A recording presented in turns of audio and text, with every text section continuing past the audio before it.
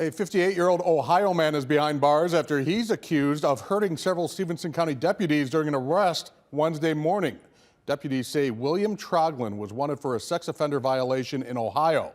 When they arrived at a home in the 200 block of Jefferson Street in Rydot, Troglin ran from them. Deputies say he kicked and tried to strangle a deputy during the arrest. Two deputies were taken later to a hospital with injuries.